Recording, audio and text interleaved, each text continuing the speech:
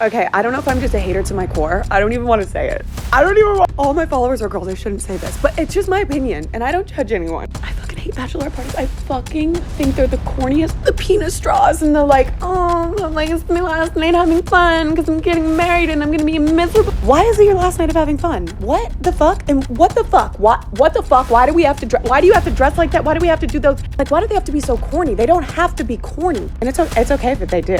See, again, this is just my opinion. I know people getting these so mad at me. I hate bridesmaids, fucking parties, bachelorette parties. I don't even know what they're called. Maybe it's because I have a terrible image of marriage and I didn't grow up with the most loving parents or marriage. You can blame that. I'm not an asshole, but dude, why are they, like, they're so cringy? Please, someone have me on this. Please.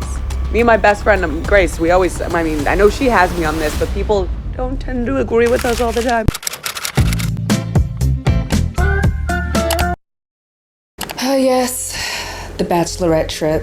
A sacred rite of passage where champagne flows, Instagram captions get even more cringe, and someone always ends up crying in the club. But behind the matching swimsuits and coordinated dinners lies a very different reality. Bridezilla meltdowns, unspoken beef, and group chats that never seem to recover. Today, we are going to unpack bachelorette trips, that one last hurrah, or I should say the supposed one last hurrah before the big day, and why they often implode harder than the actual wedding.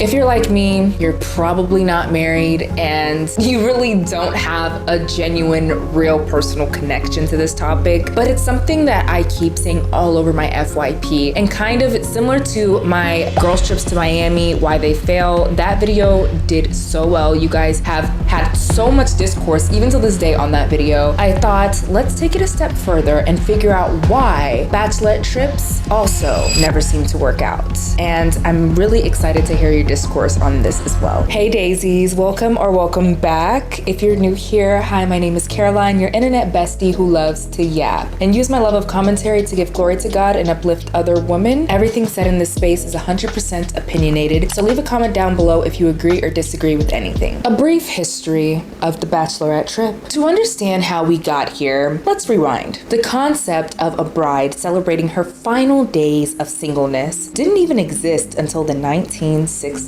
Historians trace the bachelorette party's origin to second-wave feminism, as women began asserting independence and claiming the same freedoms that bachelor parties had long enjoyed. Fast forward to the 2000s, and bachelorette culture explodes thanks to Sex and the City aesthetics, Vegas Gone Wrong movies like Bridesmaids, and Pinterest-fueled wedding culture. Add in TikTok and Instagram, the performance of the Project Girls Getaway became part of the wedding industrial complex. But as we all know, not everything that glitters is gold. And that is something you can say for these trips. As historian Beth Montemurro puts it, bachelorette parties reflect not just celebration, but anxieties around female friendships, perfectionism, and performative femininity. Let's get into our first story. I had to kick out my best friend slash bridesmaid out of my bridal party, out of my life permanently, all over $15. I'm gonna try to make this as quick as I can. I had my bachelorette in Cabo the first weekend of September. There's 10 girls. It was no pressure whatsoever. I originally only wanted to go with my sisters because I have 5 sisters, but I gave everyone the opportunity to go. So it ended up being 10 girls. There was 2 girls from Texas. That's where I live right now, but my whole family's from San Diego. So the rest of the girls and my sisters all live in San Diego. So these 2 girls that I met in Texas, we'll call them like A and K. So we all went. The first night we went to a nightclub. It was so much fun. You had to get bottle service in order to get into the booth. So I wanted to buy a bottle, so we did that. My sister ended up ordering another bottle. Someone ordered like beers, no big deal. We get the tab the next day, or my sister texts us or whatever in a chat, and she's like, hey, the tab was $800, so everyone needs to Venmo me $80 at your earliest convenience, My friends were like bothered by that. My friends A and K, because they're bothered that it was $80 a person because they said they didn't drink a lot.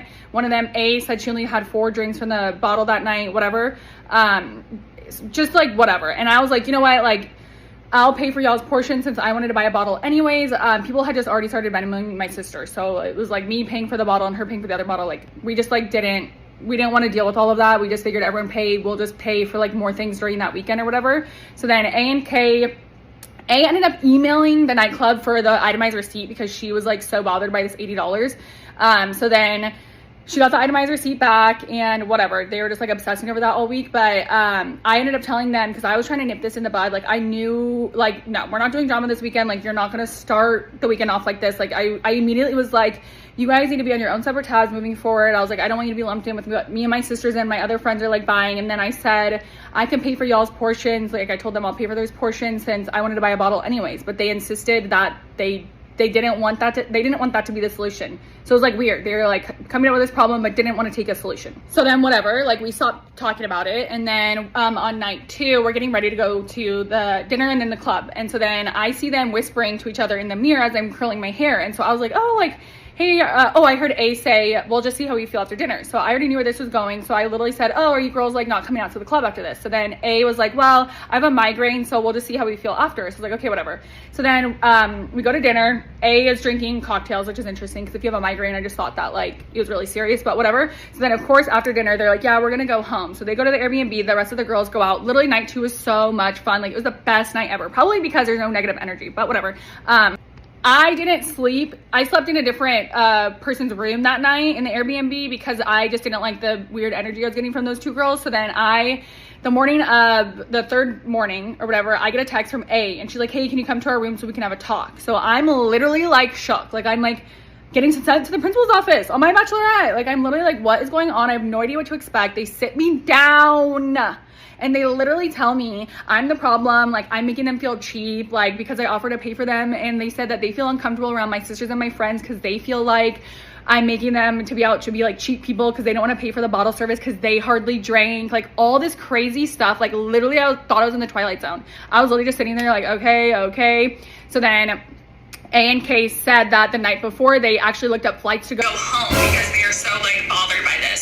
So I literally like Wow. and I was like, I think y'all should leave. Like you're making me feel uncomfortable now. This is my bachelorette and you're making it about you. Like I literally said, I think y'all should leave. If like I'm not gonna beg anyone to stay and celebrate me. Like it seems like y'all have made up your mind. So then they decide, A said I'm 50-50. She's like, I already paid for this trip. So she's like, I kind of want to stay and use the amenities at the Airbnb while y'all continue with your itinerary. In my head, I'm like, no, that's not how this works. But like, and like that's just weird. Like you're gonna be a fly on the wall at my bachelorette. Like it's so good. Yeah. So like, whatever. So then they're like, we need to go to breakfast to discuss. Like literally, y'all sat me down at my bachelorette and like, I don't know, I'm just so uncomfortable. Like I don't even know what my punishment is now. They have to go to breakfast and talk about it.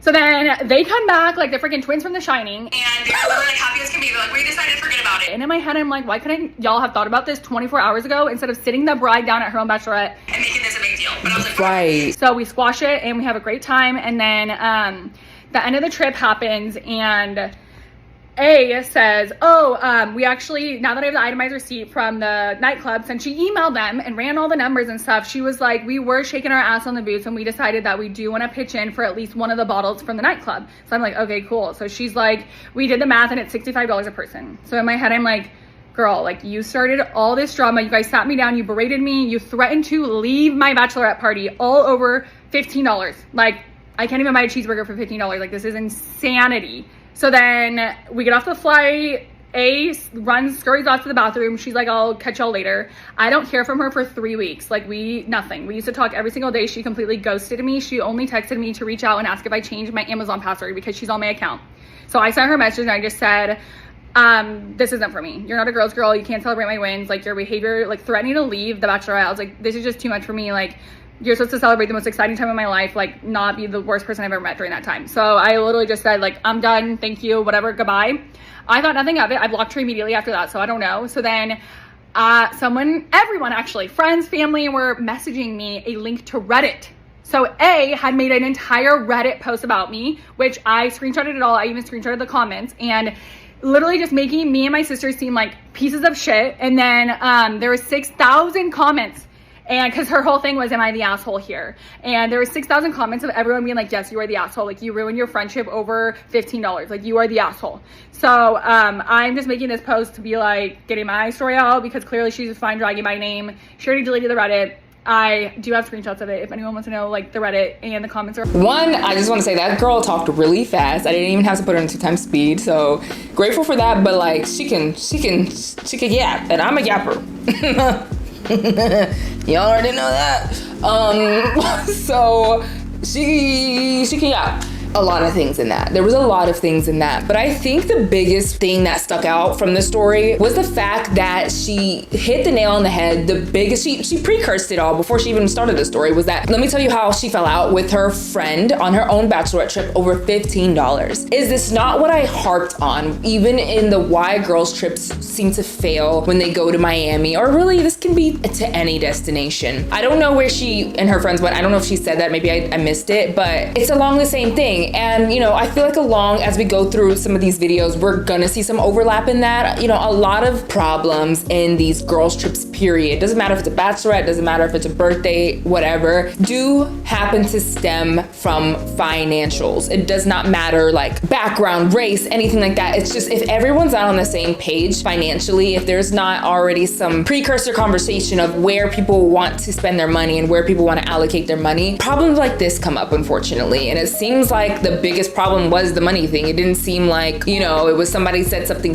rude to somebody or somebody deliberately, you know, did something. It seems like the overarching problem was genuinely the finances, and which is heartbreaking for this girl, just because, you know, like, I don't get it, because I've only ever been to like one bachelorette party before and I didn't have to pay for that one. But it's also like, I mean, people are always in different phases in their life, and it depends on when you're invited to a bachelorette trip. And then also, like, how much are they asking you to spend? And then also, do you feel like in a place with the person that is inviting you on the bachelorette trip to tell them like, hey, I just don't know if I can spend that, because then does that mean you can't go on the trip anymore? Or does that mean that they now have to now revise their trip for you? Like, it is a tricky one, it really is. But overall, I do think that when it comes to financial responsibility, you should not be putting yourself in any type of debt and any type of risk. If anybody's your friend, especially if they're a bridesmaid, they should understand that. And if anything, like, I know it can make you feel bad, like if the bachelorette decides to change a couple things to fit your budget, but I also feel like, I don't know, you shouldn't be a bachelorette for somebody who you're not friends enough with to say something like that. Like, all my friends know we can tell each other when we don't got it like that, when things are a little bit hard. Like, we're not ashamed to tell each other things like that. We've genuinely have tried to plan trips and things like that we canceled because not everybody could afford to go, and we just wanted everybody to be included. Now, I know not everybody thinks that way and, you know, values their friends that way, but if you are friends with somebody who does value the friendship that way, then I think you'll see a lot more of that. But it is really unfortunate that this particular girl had to deal with that. And the Reddit post thing was kind of crazy. I don't know, we live in a generation where people love to run to Reddit. Yeah, I've already made a couple videos of that. That brings us into another topic, which is the financial fallout. Let's talk money. Because nothing ruins a friendship faster than a Venmo request, than spending money to party. It's just a common thing. We see it all the time, especially on girls' trips. A 2022 report by The Knot revealed that the average cost of attending a bachelorette party in the US is $1,500. And that's before outfits, food, and emotional damage. Which, I'm not gonna lie, especially if you have a lot of friends getting married around the same time, dropping $1,500 is kind of crazy. It is, that's a lot of money. So what are we doing as a generation that this is the norm? And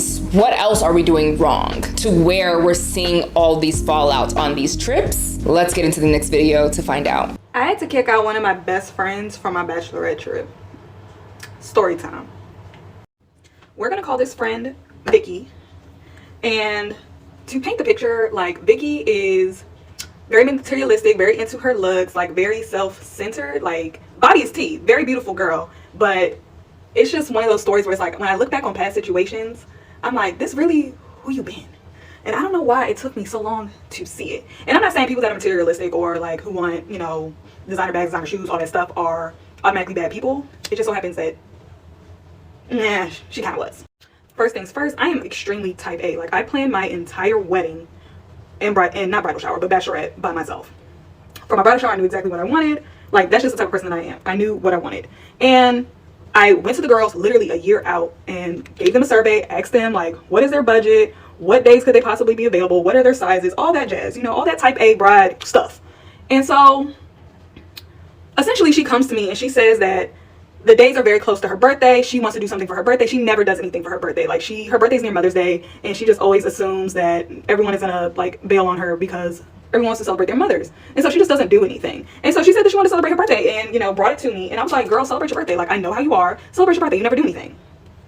She ultimately decides that she's going to come on the trip. She doesn't want to miss anything. She ended up missing our other mutual friends, Bachelorette last year when we went to Tulum. And she didn't want to miss anything else. And so I'm like, okay, cool. Like, that's a bet. And so she goes through all the planning with me. And again, I am very type A. So I put out a PDF with where we're staying. I asked the girls where they wanted to stay. I didn't just pick the place. So we all agreed on it. We, you know, calculated how many beds and blah, blah, blah, all that stuff. We knew exactly how much everything was going to cost. Again, type A. I made a whole PDF with payment plans. So each month we were paying for something different. One month we're paying for an excursion. The next month we are paying for a table at a club. The next month we are paying for the rest of the Airbnb, like all that stuff. And again, I went to a bachelorette before. We had all the like coordinating outfits, the different theme days. And I'm like, I know that that's not everybody's jam, but it's my jam. I loved it for my friends. I wanted it for mine. It was so cute. And so there comes a day where she says that, you know, she thinks that she might have gotten the wrong thing. And so I resend the PDF. And then I talked to her a few days later and she asked me again. And I'm like, yeah, this day we're supposed to be wearing gold. And she was like, oh, I got something black. Why? The theme for that day was very colorful. It was giving piñata. For whatever reason, she said that it gave Western. And I can insert what it was. And so I'm like, no, like, don't wear black. Like, I want everyone to be colorful. Like, that is what I want. Everyone was excited about it. Like, everyone was cool. Like, you agreed to go on this bachelorette, so you're agreeing to all the things. Like, this is not a regular girls trip. And so she's trying to, like, laugh it off and make jokes and stuff. But I keep insisting, like, no, like, I want you to wear color. Like, get a pink top, get something. Because the bottoms were black. And so she was going to wear, like, a black top or something. I don't know. But that was, like, the first thing. Because I felt like she was trying to, like, basically get away with it. Like, and I know it's okay. I had to pause it there because wait, so she told you this in December and the trip was supposed to be in April? Huh? What okay, I don't know. I just feel like what is she I feel like she's joking. I feel like she has to be trolling because you telling me you got the outfit for April in December already. You have more than enough time to just go and get another, or even you don't even have to get another dress or outfit. Like, look in your closet and choose something that is not black, like anything with color, literally. And I mean, I'm not gonna assume to know this girl, but I'm sure she has a dress that's not black. So just interesting. so dumb. It's so dumb. Like, I'm upset about it. It is dumb. And so that was just one of those things where it's like I just kind of bit my tongue and didn't express it to her once more how I felt about it. But imagine you are having a birthday party, throwing a wedding, whatever, and you have a certain dress code, and then someone shows up not in dress code, and you have made it clear, made it plain that you want everybody to wear this certain dress code. That would like upset you. Will you get over it by the end of the night? Of course, but you're gonna be upset, especially if like pictures are being taken. I had a wedding crasher. I absolutely know how that feels.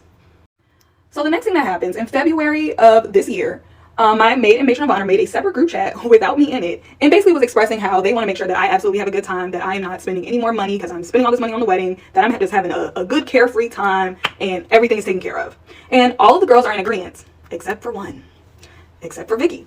And so essentially Vicky is like, okay, cool. Oh wait, backtrack. My friends actually, my maid and matron of honor had accidentally put it in the group chat that I was in at first, and everyone loved the message, including Vicky. But then when the other group chat got created without me in it, that's when she started expressing concerns and essentially has said like, oh, she was already planning it. Okay, I'm gonna pause it right there too, because I don't know, like I talked about this before in past travel girls trip videos. You know, there's always, it seems like this is the case of one of those secret haters. And I don't know, I'm not gonna pretend to know this girl or her friend, but I just feel like if it's like, you know, most people, whenever they're in a group and everybody in the group is trying to be cohesive in helping out or in uplifting someone. So in this case, everybody's like, oh, let's try to start pitching in to just cover some of the bride stuff, which makes sense.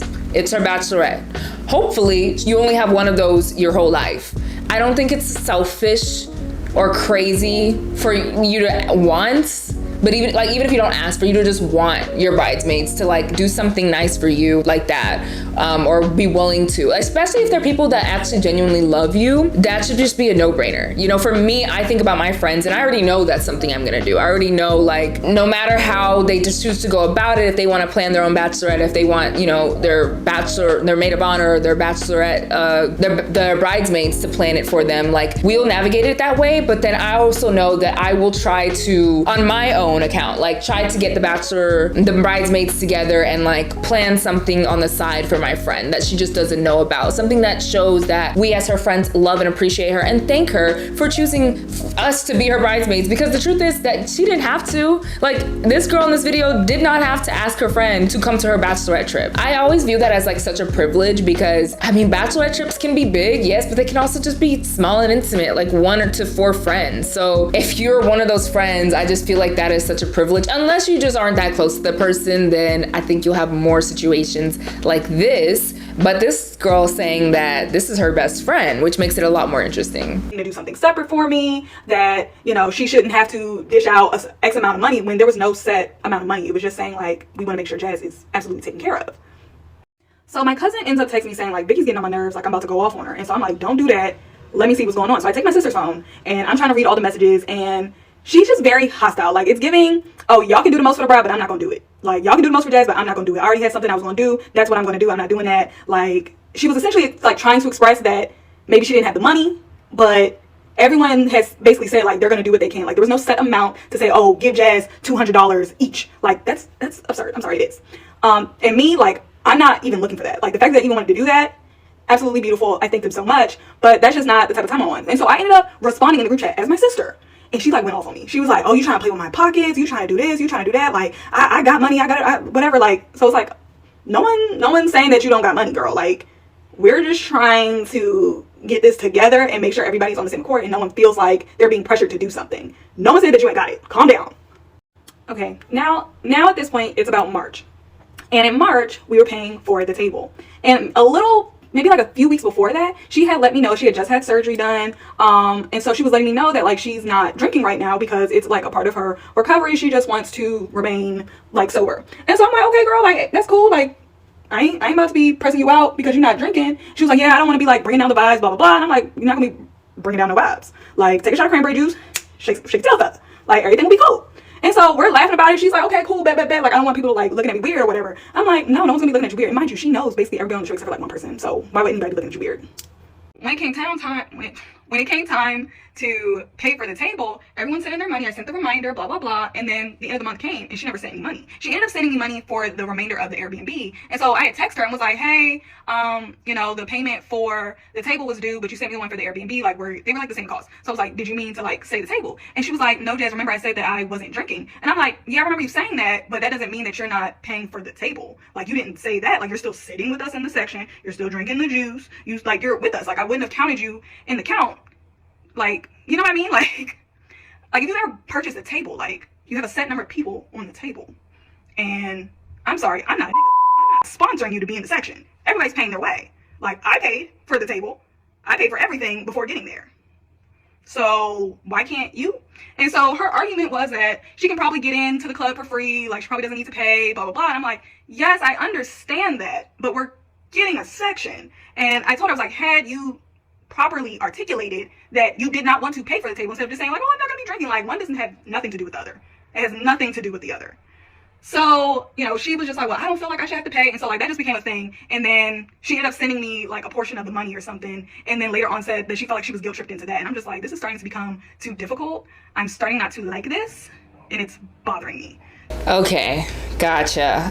We're not gonna watch part 2 just because it's a long story, but it's a lot. I think in this retrospect, you guys can see a lot of overlap here. In the second story, just as much as the first story, it seems like where the problem lies is when money starts to come into it. And not even just like when money starts to come into, you know, the trip and the factor of things, but more so, there's always just, you know, those 1 or 2 outliers who are probably just not on the same page of what they want to spend their money on. And that's fair. You know, I'm not knocking anybody for, especially even in the first story, it seems like it all was centered around the same things, around club and section culture. The first girls didn't feel comfortable paying those $80 and spending that much money on liquor. It seems like this girl, her best friend in general, is struggling financially, even though because I also feel like the connotation of her getting upset at her sister, which was her in the group chat, like her saying, oh, you're watching my pockets, oh, this and that just kind of jumping to that defensiveness really quickly kind of goes to show, okay, yeah, maybe maybe she actually is struggling financially because,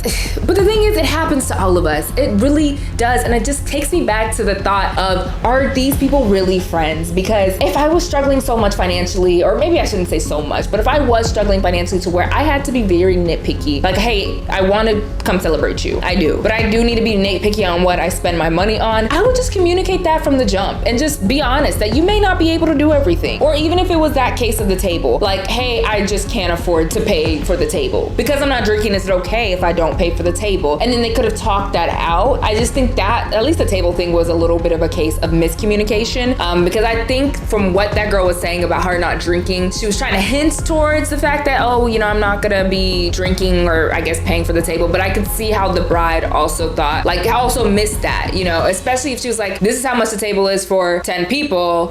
That's factoring in you if it's 10 people and you're the one of the 10, you know what I mean? So it just kind of seems like miscommunication, which is unfortunate, but I just think it's crazy that we've seen two of these videos in these story times so far and they both are overlapping around the same thing, which is money, which I'm telling you guys, it always comes back to the money. I don't know why, but then I do know why. It's unfortunate, but comment down below, how do you think that these things can be avoided? You know, like, is it, people always say like, oh, you just have to talk to people beforehand and plan beforehand, but this is a case where a woman she said she made a whole budget, she made a whole itinerary, broke down all the prices, showed every activity that, you know, she wanted to do, even helped and got permission from her bridesmaids before booking the Airbnb and accommodation and made sure that they enjoyed it too. It seems like she's doing it by the book, if there ever was like a, I don't know, a travel girls trip book, and it's still backfiring in her face. And it seems like this friend has some sort of animosity or some sort of just financial issues and she's projecting it in another way. Let me know what you think down in the comments below. Let's get into another one. One of my upcoming brides just told me the craziest story about one of her bridesmaids, and she did give me the permission to share this story on TikTok and just leave names out.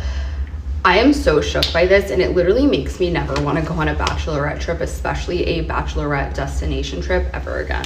So I went to do a makeup trial for one of my upcoming brides at a hotel in Miami, and I asked her why she was like staying there because she lives in Miami, and she was like, well, tonight is my bachelorette party. I was supposed to go on my bachelorette party to Tulum, but it winded up falling through because of one of my former bridesmaids, actually like my maid of honor. She scammed us out of like $5,000. Planning this trip to Tulum. So obviously, like, tell me everything. This tea is piping hot. I need to know more. So she tells me that she basically gave maid of honor duties to this one friend that she'd been friends with since high school, and she was also the maid of honor in this girl's wedding as well. But this girl had recently been divorced and was like really hurt about her divorce, so she figured giving her maid of honor duties and giving her something to like throw herself into and stay distracted would be a good idea. Wrong. So this friend was like, yes, like, let's all go to Tulum, I need a girls trip. So she starts planning this bachelorette party in Tulum. They were going to stay at this like resort that just opened, and you know, she was going to get this great deal on some booking website. And the friend, the ex maid of honor, collected the money from everybody, and it was like around $5,000 in total. I forgot how many people she said. I think it was like 6 or 7 people, but including the bride, including the friend, it was going to be like $5,000, and she collected all of it, booked everything, sent confirmations to. So everyone's thinking they're all set to go to Tulum. Like, she apparently even collected like people's passport numbers. Like, she was really convincing that she had planned this trip to Tulum for them, right? So my bride was even saying how grateful and happy she was that she had a friend plan her bachelorette trip, and that she really trusted her maid of honor, and she felt so grateful that everything was taken care of. And even like the other bridesmaids chipped in for the bride's portion for the bachelorette trip. So she was like really confident everything was set, right? Over the summer, the maid of honor that had booked everything basically started blowing her off for a new guy that she met. So she had a dress fitting where she had an emergency with her original dress and needed to pick out another one or like get something. I had to stop it right there because no, I already know where this is going. I already know where this is going. Women, we gotta do better. We have to do better, sis. Like, oh no. See, I'm not gonna say too much. $5,000 is I'm sorry, you're gonna have to see me. You're my best friend? Yeah. You can't run. I will see you again, okay? That's insane. Like, get something like customized, And her maid of honor like completely blew her off, and she was like really upset about it, and she just like let it go because she knew that she like went through a lot with the divorce and kept giving her chances. So my bride told me that she kept giving her maid of honor chances to redeem herself, and she was like failing miserably. So she figured, you know what, like let me just like go out to dinner with her, clear the air. Maybe like this whole process of like watching someone else get married is tough for her. Like let me just see where her head is at. So the bride and the maid of honor go out to dinner with... Wait, before she gets into this dinner story, I think she hit the nail right on the head as to where the problem lied. I understand where the bride was coming from in this particular story in terms of, oh, your friend is going through a really hard divorce, she took it hard, and you want her to be your maid of honor, you want to give her those duties to kind of give her something to focus on. Give your friend a dog to focus on. Give your friend an embroidery kit and to start embroidering stuff to focus on. Don't literally see your friend go through a divorce, a fail at marriage essentially, and say, you would be the perfect person to now plan my marriage and the happiest time in my life. That just didn't work out for you. No, I just know. Like, is anybody in the room seeing the problem? I see why this didn't work out. No, unfortunately, I'm not trying to come for the bride. I don't know. I don't even know what fully happens yet. We're gonna find out. But I just feel like it was a recipe for success from the very start. I mean, no, sorry. I just feel like it was a recipe for disaster. It was a recipe for disaster from the very start. The fiance of the bride and the new guy that the maid of honor is dating. And apparently this guy that the maid of honor is dating is like totally bad news bears. The bride said, I think he was like on something. He was ordering 1,000,000 drinks, got wasted, didn't even offer to pay, was saying like vile things at the table, was like rude to the wait staff, and it left a bad taste in my mouth. So the bride said she waited a couple days and then reached out to her maid of honor, and the maid of honor was like, oh, isn't he great? And the bride was like, about that, he's not coming to the wedding and I don't think he's good for you. And apparently the maid of honor just like went ballistic, and the bride was like, listen, if this is too much, I can ask like somebody else to take this over because like I need more support. And the maid of honor was like, I'm done, I don't even want to be in the like wedding party anymore, I'm done, like don't ever talk to me again. My bride said that she like didn't want that, and she was like trying to talk her maid of honor down, and she's like, listen, if this is too much for you, seriously, we can ask somebody else to do it. If you need a breather, let me know. I just don't want you to like walk out of the bridal party. We have my bachelorette party. You're one of my good friends, like I care about you, but I just need more support right now. Maid of honor was not having it, and she just like blocked the bride on like every social media outlet, blocked her number, and the bride selfish. I don't know what the fuck to do because number one, this is my maid of honor and we have an entire vacation plan to another country. This is where it gets kind of weird. My bride told me that not only did she block her, she blocked her fiance, she blocked all of the other bridesmaids and people in the bride's family. So obviously she's freaking out because her and her girls paid all this money to go on a trip to Tulum that was like coming up in a few months. Yeah. This girl blocked all of them, and she was the one who planned and coordinated all of them. She has all the details. Nobody else really has details besides like screenshots, confirmation numbers, and they sent all of her money. I don't know, you guys, if it were me, I probably like would have went to the police by now. So this is all happening when they're less than 3 months out from this Tulum trip. Exactly. The police, girl, you're not gonna steal from me. I'm sorry, friends or not. You are not gonna get, that is insane. You're like, what? I just feel like at this point, she hit the nail right on the head. You go to the police. Because at this point, this girl has now taken your money, not just your money, but all of your friends' money. And where's she at? See, that's the thing. Bring back shame. People are not scared anymore. And I think that that's why a lot of things in the world look the way they do, because we need to really bring back shame again. Because girl, I just feel like there's no friend of mine, I love my friends, there's no friend of mine that's doing me like that, because she's gonna have to see me, like, point blank period. Right? And they don't know what's going on because the person that planned all of it has all of their money, has all the confirmation, is MIA. So my bride says after several weeks, they finally got a hold of the ex-maid of honor, and she says that there is no trip and that she will make sure that they all get their money back. The bride is like, what the fuck, there is no trip? Like, we're gonna get our money back? Did you just take all the money and run? Did you spend all of it? Like, what's going on? My bride called the all-inclusive booking service that her maid of honor alleged that she booked everything through, and unfortunately the person that was operating on the other end was like somebody in South Asia that did not really understand the situation. So she was like, I was at, you know, a loss, I didn't know what to do. So I finally called the resort to see if there was any information I could get, and there was a reservation under the maid of honor's name. But here's where it gets weird. It was for 2 people, and this was for a group of bridesmaids. So my bride is thinking that apparently the maid of honor booked this vacation for her and her man using all of their money. Apparently the resort in Tulum was being like extremely cooperative and accommodating, but they said that there wasn't really anything that they can do besides give them some sort of a discount, but it was just honestly too late for the dates that they wanted to go. The maid of honor like apparently had nothing to say and winded up sending them like $3,000, but still owed the bride around $2,000. My bride is so much better than me because I would lose it. Like, yeah. She said that she's still working through it with the maid of honor, but like I said, she is better than me. I think that she might be going to small claims, but I'm not too sure. On a much happier, more positive and lighthearted note, at the end of the day, they did not go to Tulum, obviously, but the bride's fiance and all of her friends, like fiancés and husbands, all chipped in for the girls to have like a Miami staycation kind of bachelorette party. And they had a spa day and like a dinner and a night out that was all taken care of by the guy.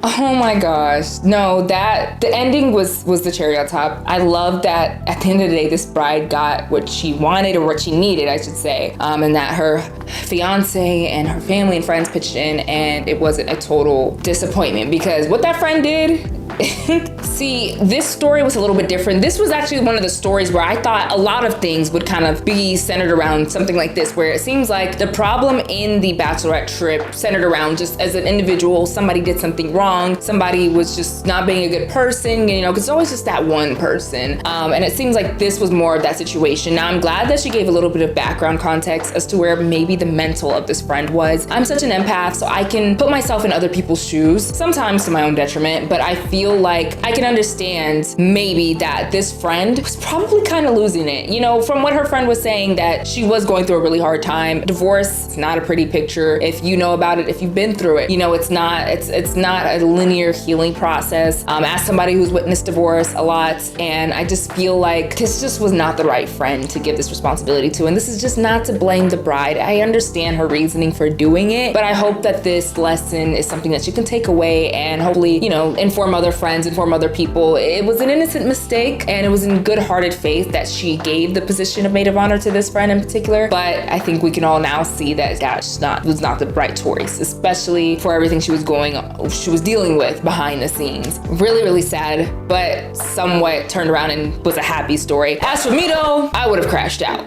I would have crashed out.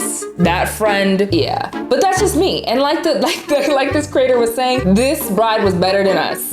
So there's no love lost. The rise of the soft bachelorette. So what now? Some brides are opting out. The soft bachelorette is rising: a chill dinner, a spa day, maybe a cozy Airbnb. Think candles and not chaos. I'm seeing a lot of new trends on TikTok now where people are now doing this girls gone mild trend, where they're having bachelorette parties and they're very wholesome. They're going to yoga, they're going to Pilates, they're going to the beach, they're cooking at home, they're having nights in, they're having movie nights in, cooking nights in, and it is very wholesome and it is very cute and nice to see. I, for one, can see both sides. You know, I look at things like that, I'm like, oh, I would love a bachelorette like that, you know, if I were to put myself in those people's shoes. But then at the same time, I do also understand the people who maybe just still enjoy having fun in terms of like going out and going to a party, because once you get married, it's not necessarily that you can't do that, but I assume, as I'm not married, but I assume it doesn't look the same. So, you know, maybe to having another one of those just like girls night out with your girls, y'all have fun, differing levels of respect per relationship. I'm not here to co-manage or, you know, anybody's relationship, but I would assume everybody's being very respectful to their partners and, you know, just having a blast. I saw another TikTok creator describe it as just having a big epic slumber party, that bachelor parties are for the girls, not for going out and like one last hurrah of flirting with men again and just getting crazy, but no, just having a huge fun sleepover with your girls and just having a blast, you know. And I liked the way she worded it in the TikTok. If I can find it, I'll insert it, but it was, I can see the appeal of it. And so now in this new girls gone mild TikTok trend, and we're seeing a lot of women kind of opt out from the chaos and the craziness and enter this new relaxing slow bachelorette era. I think it all goes to show that there's not necessarily a right or wrong way to do your bachelorette. Do it the way you should. But from what we've seen from these few videos, videos, we can tell that financial distribution breakdown matters heavily. And sadly enough, it doesn't always matter how well you plan. It's just something that is going to come up in these trips, so be prepared for that. Your friends, the people you invite, the people that you make the maid of honors, the bridesmaids, really be very discerning on who you're choosing for those roles. Don't, in my opinion, I don't think anybody should be putting anybody in the role of maid of honor or bridesmaid that you're not completely 110% sure of that they are mentally able to carry on that role and that they are willing and wanting to carry on that role. Because I think a lot of people think, oh, I'm gonna make my best friend my maid of honor, but is your best friend the best person to be in that position? Because the truth is that's not always synonymous. So just be very discerning. When somebody has a wedding, why is there so much conflict and drama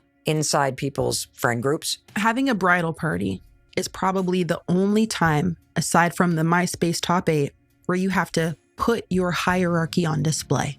So if I'm going through our friendship, assuming that we're on the same level, and I'm not chosen as a bridesmaid, I'm not chosen as the maid of honor, and here I am thinking we're best friends. For a lot of women, they do say it's hard for them to recover after that, with that new information that we're not as close as I thought we were, because I've been going around thinking that we see each other the same. And then when you have to make a public declaration of your hierarchy of friends, I'm not up there, it can be really hard to digest. Be careful of these bachelorette trips. I also, I know that there's tons of different ways you can do a bachelorette. I know not everybody chooses to go on a trip. So this could be something that you see more so on trips because of all of the problems that already go into girls' trips, which we've talked about in previous videos. Are those really the reasons why these trips are going wrong? Because it's already paired with the normal girls' trip drama, but now you're adding in the pressure of, oh, there's someone getting married and she has all these expectations and these friend expectations. And now there's a hierarchy of friendship and it's being blasted in your face by who's a bridesmaid and who's a maid of honor and who is doing what and who has what role. It can get very complicated. But all in all, the bachelor trip is not going away. But maybe it doesn't have to be a battlefield. And if you do end up crying in the club, just make sure it's not because of one of your own maids of honor. That's all I got for you guys in this video. I could keep going on. I have tons and tons of videos I could have showed, but I'll stop here. If you guys do want a part 2, Daisies, let me know. I had so much fun on this video. I just think it's such a nuanced topic. Let me know what you guys think in the comments below. Give me your discourse. Tell me your stories. What are your experiences on a bachelorette trip, especially a group bachelorette trip abroad somewhere,